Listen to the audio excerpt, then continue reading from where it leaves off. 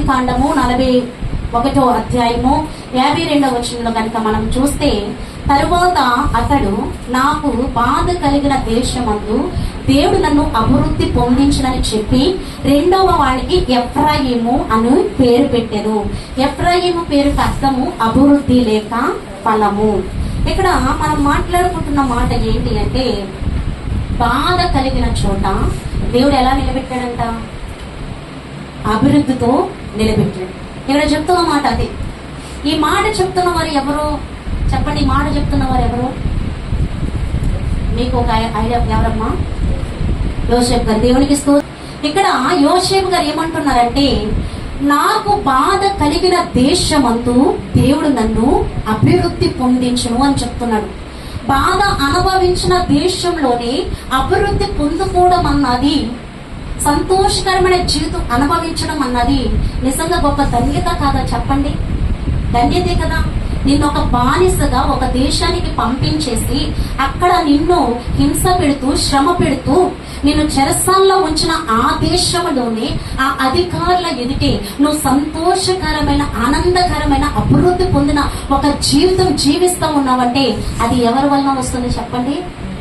దేవుడు తోడై ఉండటం వలన మాత్రమే అతి ఆశీర్వాదం మనము చూడగలుగుతాం. మనం ఇప్పుడు చూస్తే ఆదికాండము 39వ అధ్యాయము 1వ వచనం కనుక మనం చూస్తే, యోసేపును ఐగుప్తునకు తీసుకుని వచ్చినప్పుడు ఫరో యొక్క ఉద్యోగస్తుడును రాజ సంరక్షక సేనాధిపతినైన పోతీఫరు ఒక ఐగుప్తుడు అక్కడికి అతన్ని తీసుకుని వచ్చిన ఇష్మాయేలీల యొద్ద అతన్ని కొనెను. ఇక్కడ ఫస్ట్ యోసేపు గారిని ఎవరు అమ్మేశారు చెప్పండి? అన్నలు అసూయతో యోసేపు గారిని అమ్మేశారు. ఎందుకంటే మనకి చాలా సార్లు ఇంట్రడక్షన్ తెలుసు. యోసేపు గారు వృద్ధాప్యమందు ఎవరికి పుట్టారు? యోసేపు గారి తండ్రి ఎవరండి? యాకోబు గారు. యాకోబు గారికి వృద్ధాప్యమందు యోసేపు గారు పుట్టారు. యోసేపు గారు అంటే యాకోబు గారికి చాలా ఇష్టం. ఎందుకు అంటే తను ఎంతో ప్రేమించి కొలువు చేసిన రాహేలు యొక్క కుమారుడు కాబట్టి, రాహేలు కూడా మరణించి ఉన్నది కాబట్టి ఆ యోసేపు గారిలోని రాహేల్ని చూసుకుంటూ ఆయన వృద్ధాభిమందు పుట్టాడు కాబట్టి యోసేపు గారిని అధికంగా ప్రేమించేవారు. మిగతా సహోదరుల కంటే కూడా ఎక్కువ ప్రాధాన్యత యోసేపు గారికి ఇస్తూ ఒక విచిత్రమైన అంగీని కుట్టి కూడా ఆయనకి ఇచ్చారు. అది చూసిన అన్నలు తమ్ముడి మీద పగబట్టేశారు. కనీసం బాగున్నావా, ఎలా ఉన్నావు అని అడిగే మాట కూడా లేనంత ఇదిగా పగబట్టారు. ఇక్కడ చూడండి, మీకు ఆదికాండము 37వ అధ్యాయంలో 4వ వచనం చూడండి. అతని సహోదరులు తమ తండ్రి అతనిని తమ అందరికంటే ఎక్కువగా ప్రేమించడం చూచినప్పుడు వారు అతని మీద పగపట్టి అతనిని క్షేమ సమాచారమైనను అడుగులేకపోయేది. అంటే ఎలా ఉన్నావురా, బాగున్నావా, తిన్నావా, తాగేవా, ఇప్పుడు ఏం చేస్తున్నావని ఇదే కదండి క్షేమ సమాచారం. ఇంకేమైనా ఉందా? ఒక మనిషి ఎప్పుడైనా కనిపించినప్పుడు ఎలా ఉన్నావు, ఆరోగ్యం బాగుందా, ఏం చేస్తున్నావు అన్నది క్షేమం తెలుసుకునేటే కదా. అది కూడా నువ్వు తెలుసుకోలేదు అంటే నీ హృదయం అతని పట్ల ఏమున్నట్టు? పగ, ప్రతీకారం ఉన్నట్టు. ఇక్కడ యోసేపు గారు అన్నలకి కూడా ఏముందంటే పగతో ప్రతీకారంతో రగిలిపోతూ ఆ తండ్రి అతని మీద అంత ప్రేమను చూపిస్తూ ఉంటే తట్టుకోలేక తండ్రిని ఏమీ అనలేక వీరు ఎవరి మీద పగబట్టారంటే యోసేపు గారి మీద పగబట్టి కనీసం యోసేపు గారి యోగ క్షమాచారం కూడా అడగడం మానేసి అతన్ని ఎప్పుడు నాశనం చేయాలన్న ఆలోచనతో నిండిపోయి ఉన్నారు. అలాగ ఆలోచిస్తున్న వాళ్ళకి అవకాశం రానే వచ్చింది. ఎలా వచ్చింది అంటే ఇక్కడ చూడండి, అదే 37వ అధ్యాయం 28వ వచనము. మిద్యానీయులైన వర్తకులు ఆ మీదుగా వెలుచుండగా వారు గుంటలో నుండి యోసేపును పైకి తీసి ఆ ఇష్మాయేలీలకు 20 తులముల వెండికి అతన్ని అమ్మి వేసిరి. యేసుక్రీస్తుని ఎవరు అమ్మేశారు? ఇస్కరియోతు యోధ అమ్మి వేశారు. ఎన్ని వెండి నాణాలకు అమ్మి వేశాడు ప్రభు యేసుక్రీస్తుని? ఇస్కరియోతు యోధ 30 వెండి నాణాలకి అమ్మేశారు. ఇప్పుడు యోసేపు గారు ఎన్ని వెండి నాణాలకు అమ్మేశారు చెప్పండి? 20. చదివాం కదా, 20 వెండి నాణాలకి అమ్మి వేశారు. ఇప్పుడు మనం ఏసైనా ఎన్ని వెండి నాణాలకు అమ్మేస్తున్నాం చెప్పండి? దేనికోసం ఏసైనా అమ్మేస్తున్నాం మనం?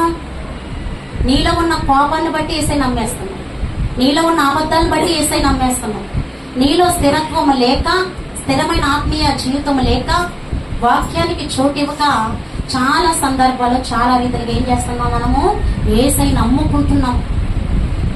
ఇక్కడ యోసేపు గారిని అన్నలు అమ్ముకున్నారు, శిష్యుడు యేసయ్యని నమ్ముకున్నారు. ఇప్పుడు మనం కూడా ఏం చేస్తున్నాం?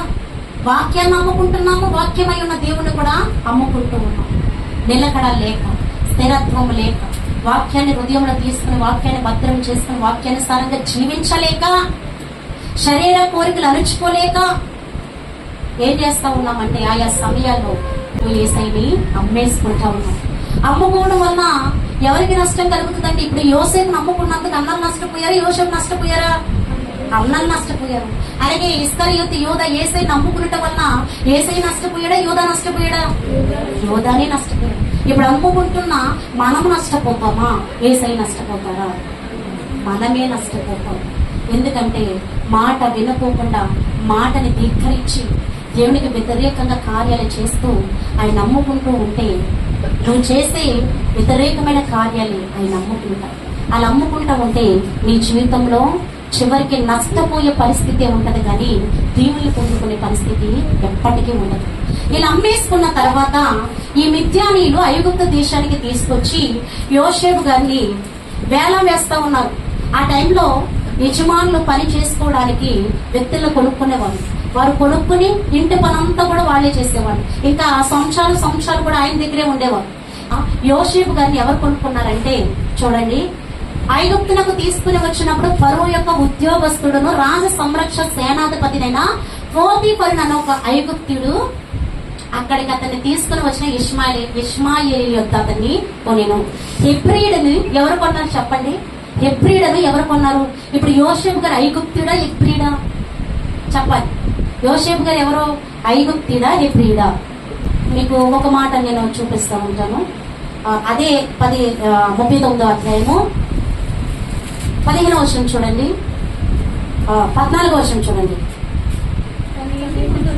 తన ఇంటి మనుషులను పిలిచి, చూడుడి, అతడు మనలను ఎగతాళి చేయటకు ఒక హెబ్రీని మన ఎదుగు తెచ్చి ఉన్నాడు. సరిపోతుంది. అంటే ఇప్పుడు యోసేపు గారు హెబ్రీడా, ఐగుప్తుడా? హెబ్రీడు. హెబ్రీడను ఎవరు కొనుక్కున్నారు చెప్పండి? ఐగుప్తుడు కొనుక్కున్నాడు. ఓకే, హెబ్రీడ్ అంటే యోసేపు గారు, ఐగుప్తుడు అంటే పోతీఫరు. ఇక్కడ కింద 2వ వచనం చూడండి. యెహోవా యోసేపుకు తోడై ఉండెను కనుక అతడు వర్ధిల్లుచు తన యజమానుడకు ఆ ఐగుప్తుని ఇంట నుండెను. దేవునికి స్తోత్రం, హల్లెలూయా. ఎవరికి తోడై ఉన్నారంటే దేవుడు చెప్పండి? బానిసకి తోడై ఉన్నాడు. యజమానుడకు తోడై ఉన్నాడా, బానిసకి తోడై ఉన్నాడా చెప్పండి? బానిసగా కదా యోసేపు గారిని కొనుక్కున్నది. మరి బానిసకి దేవుడు తోడై ఉండి బానిసని వర్ధిల్లింప చేస్తూ, బానిసని బట్టి ఎవరికి ఆశీర్వాదం కలిగిందంట? యజమానుడైన ఐగుప్తునికి ఆశీర్వాదం కలిగింది. దేవునికి స్తోత్రం, హల్లెలూయా. ఇక్కడ బానిస బ్రతుకును దేవుడు ఎట్టి రీతిగా నింపాడండి? ఆధిక్యతతో నింపాడు. దేవునికి స్తోత్రం, హల్లెలూయా. యోసేపు గారిలో ఉన్న ఆధిక్యతలు ఏంటో మీకు తెలుసా? యోసేపు గారిలో ఉన్న ఆధిక్యతలు ఏంటి? ఈ దినమున యోసేపు గారు ఐగుప్తు దేశానికి ఒక బానిసగా వెళ్ళినా సరే అక్కడ బానిసలాగా ఉన్నాడా? ఒక గొప్ప ఘనత కలిగిన జీవితం కలిగి ఉన్నాడు ఆయన. చెప్పండి. యజమానుడు బానిసను ఏం చేస్తాడు? కొడతాడు, తిడతాడు, ఏదన్నా మాట్లాడడానికి కూడా అవకాశము ఇవ్వడు. కానీ ఇక్కడ చూడండి ఏం జరిగిందో. యెహోవా అతనికి తోడై ఉండెననియు అతని చేసినదంతయు అతని చేతిలో యెహోవా సఫలం చేసిననియు అతని యజమానుడు చూచినప్పుడు, దేవుడికి స్తోత్రం, హల్లెలూయా, నీ కోరికని సిద్ధింపజేసి నీ ఆలోచన యావత్తును సఫలపరుస్తానని చెప్పాడు దేవుడు. ఎక్కడ? 21వ కీర్తన. ఇక్కడ అదే మాట ఇక్కడ నెరవేర్చబడి ఉన్నది. చూడండి, యోసేపు గారి చేతిలో ఏ పనులైతే ఉన్నాయో ఆ పనులన్నీ కూడా ఎవరు సఫలపరుస్తున్నారంట? యెహోవా సఫలపరుస్తున్నాడు. దేవునికి స్తోత్రం, హల్లెలూయా. ఒక బానిస చేతిలో ఉన్న పనులన్నీ కూడా సఫలపరుస్తూ బానిసని హెచ్చింపజేస్తా ఉన్నాడంటే దేవుడు. దేవునికి స్తోత్రం, హల్లెలూయా. నిజంగా ఈ విషయం చూసినప్పుడు అప్పటి వరకు పోతీఫరు యజమానుడై ఉన్నా కానీ అతని ఇంటిలో అంత ఆశీర్వాదం లేదు, అతని ఇంటిలో అంత సమృద్ధి లేదు, అతని ఇంట్లో అంత వర్ధిల్లే పరిస్థితి లేదు. ఎప్పుడైతే బానిసైన యోసేపు గారు వారి ఇంటికి, పోతీఫరు ఇంటికి వెళ్ళినా సరే దేవుని విడిచిపెట్టకుండా దేవుని యొక్క భయభక్తులు కలిగి దేవుని ఆరాధిస్తూ దేవుని దేవుని అనుసరిస్తూ, దేవుని యందు భక్తి కలిగి, దేవుని యందు భయము కలిగి తన జీవితాన్ని కొనసాగిస్తా ఉన్నప్పుడు ఈ దేవుడు చూసి యోసేపు గారిని ఏం చేశాడో తెలుసా? యోసేపు గారికి తోడై ఉండి అతడు చేస్తున్న ప్రతి పనిని కూడా వర్తిల్లింప చేస్తూ సఫలపరుస్తూ వచ్చాడు. దేవునికి స్తోత్రం. హల్లెలూయా. ఎంత గొప్ప భాగ్యం అండి అది. యజమానుడు చూచి అంట ఏమంటున్నాడు తెలుసా? యెహోవా చూడండి 2వ వచనంలో, యెహోవా యోసేపుకు తోడై ఉండును గనుక అతడు వర్తిలిచ్చు తన యజమానుడుగా ఐగుప్తుని ఇంట నుండెను. యెహోవా అతనికి తోడై ఉండుననియు అతడు చేసినదంతా అతని చేతిలో యెహోవా సఫలం చేసినని అతని యజమానుడు చూచినప్పుడు యోసేపు మీద అతనికి కటాక్షము కలిగెను కనుక అతని యొద్ద పరిచర్య చేయవాడాయెను. దేవునికి స్తోత్రం. హల్లెలూయా. యెహోవా తండ్రి ఆకాశమందు ఆసీనుడై ఉండి యోసేపు గారు చేస్తున్న ప్రతి పనిని కూడా సఫలం చేస్తా ఉంటే అది యజమానుడు చూచంట ఇతనికి దేవుడు తోడై ఉన్నాడు. అందుకే ఇతను చేసే ప్రతి పని కూడా సఫలం చేస్తా ఉన్నాడు. కాబట్టి ఇతని మీద నేను పగ పట్టకూడదు, ఇతని మీద నేను కోపపడకూడదు, ఇతని నేను దూషించకూడదు, ఇతని బానిసని నా కాళ్ళ క్రింద త్రొక్కుకోకూడదు. ఎందుకంటే సైన్యంలో అధిపతి యెహోవా ఇతనికి తోడై ఉండి ఇతను అభివృద్ధిపరుస్తూ ఉన్నాడు. కాబట్టి ఇతని మీద నేను కరుణ, కటాక్షము, దయ చూపించాలి అని అక్కడ పోతీఫరు నిర్ణయించుకున్నాడు. ఎవరిని బట్టండి? సైన్యములకు అధిపతి యెహోవా అతనికి తోడై ఉండుటను బట్టి. దేవునికి స్తోత్రం. హల్లెలూయా. ఇంకా ఈ విషయాలు చదువుతున్నప్పుడు అండి, బానిస చేతిలో ఉన్న ప్రతి పనిని యెహోవా సఫలం చేస్తా ఉన్నాడు. బానిస యజమాని ఇంటికి విచారణకర్తగా ఉన్నాడు. దేవునికి స్తోత్రం. హల్లెలూయా. యోసేపు మీద అతనికి కటాక్షం కలిగిన గనుక అతని యొద్ద పరిచర్య చేయవాడైను. మరి అతడు తన ఇంటి మీద విచారణకర్తగా అతన్ని నియమించి తనకి కలిగిన దంతి అతని చేతికి అప్పగించాడు. అతని చేతికి అప్పగించాడు. ఎవరింటిని అప్పగించాడు చెప్పండి? యజమానుడి ఇంటిని ఎవరికి అప్పగించాడు? ఒక బానిస చేతికి అప్పగించాడు. ఎంత గొప్ప దేవుడు అండి మన దేవుడు. నిజంగా యోసేపు గారు చూపించిన భక్తి శ్రద్ధలను మెచ్చి దేవుడు యజమానుడికి బానిసను అప్పగించాలా, బానిస చేతికి యజమానుడు అప్పగించాడు. ఎంత గొప్ప భాగ్యం అండి, ఎంత గొప్ప ధన్యకరమైన జీవితం ఇచ్చాడు దేవుడు. నువ్వు బానిసగా నువ్వు పనికి ఒక చోటికి వెళితే యజమానుని పట్ల ఎలా ఉంటారు? ఎక్కడ కూర్చోమంటే అక్కడ నువ్వు కూర్చోవాలి, ఏ పని చేయమంటే ఆ పని నువ్వు చేయాలి. ఒకవేళ ఎదురు తిరిగి మాట్లాడితే సహించడు యజమానుడు. నువ్వు ఉంటే ఉండు, లేదంటే పో. యజమానుడు ఏది చెప్తే అది బానిస చెయ్యాలి. కానీ ఇక్కడ ఏమై ఉంది? బానిస చెప్తూ ఉంటే యజమానుడు వింటూ ఉన్నాడండి. ఎంత గొప్ప వాక్యం అండి నిజంగా.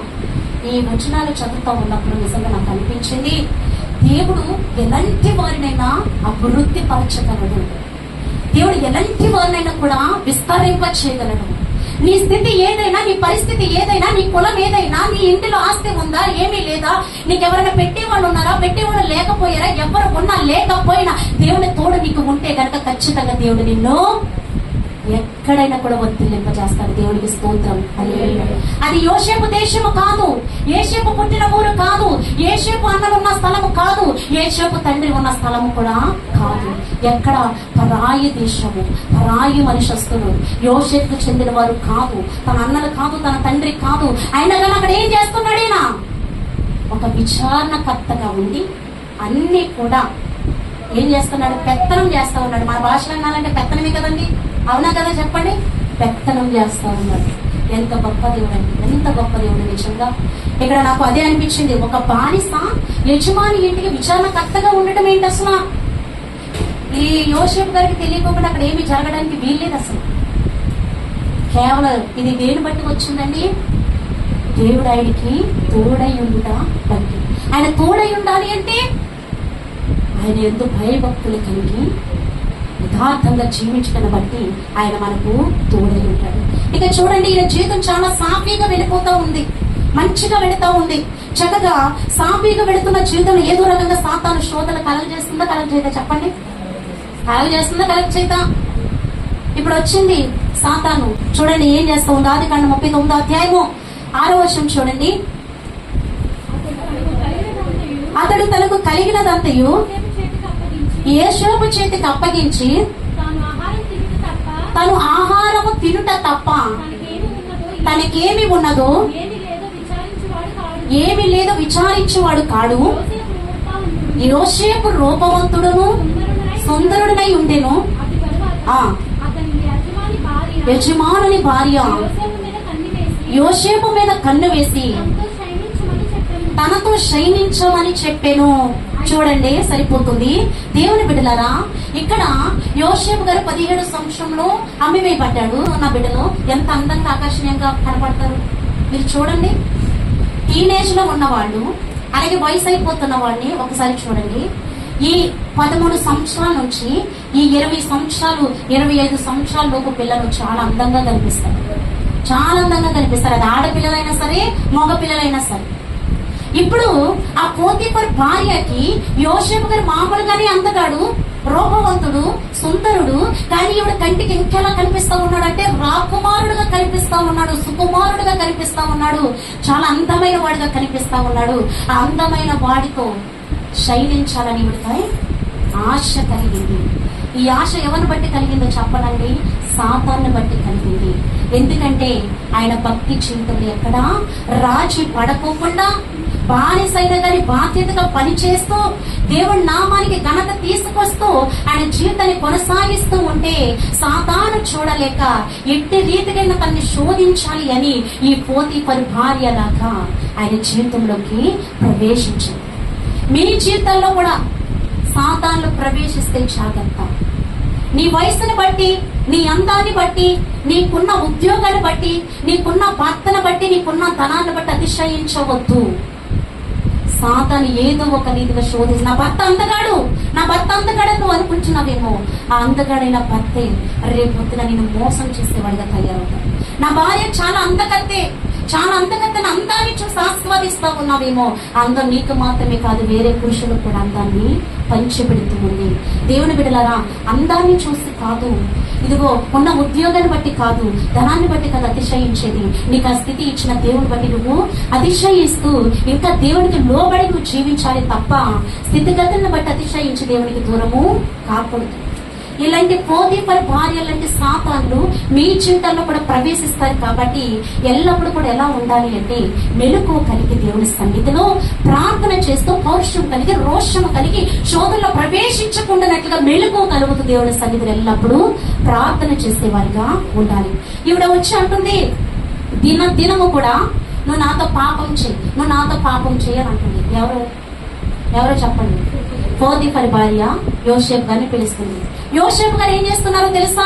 దినము కూడా వెళ్ళి ఆయన ప్రార్థన చేస్తా ఉన్నాడు, నేను పాపం చేయకూడదు ప్రభువా అని. దేవునికి స్తోత్రం, హల్లెలూయా. ఇక్కడ చూడండి, ఈ మాట చదవండి, మీరు 9వ వచనం చదవండి. నీవు అతని భార్యవైనందున నిన్ను తప్ప మరి దేని నాకు అప్పగింపక ఉండలేదు. కాబట్టి నేను ఎట్లు ఇంత ఘోరమైన దుష్కార్యము చేసి దేవునికి విరోధంగా పాపము కట్టుకుందనని తన యజమానుని భార్యతో చెప్పాను. ఇక్కడ దీన్ని ఎలా చూస్తున్నాడండి? పాపాన్ని ఘోరమైన దుష్కార్యంగా, దేవుని దృష్టికి ఘోరమైన దుష్కార్యం ఇది, నేను దీన్ని ఎలా చేయగలుగుతాను అని చెప్తా ఉన్నాడు.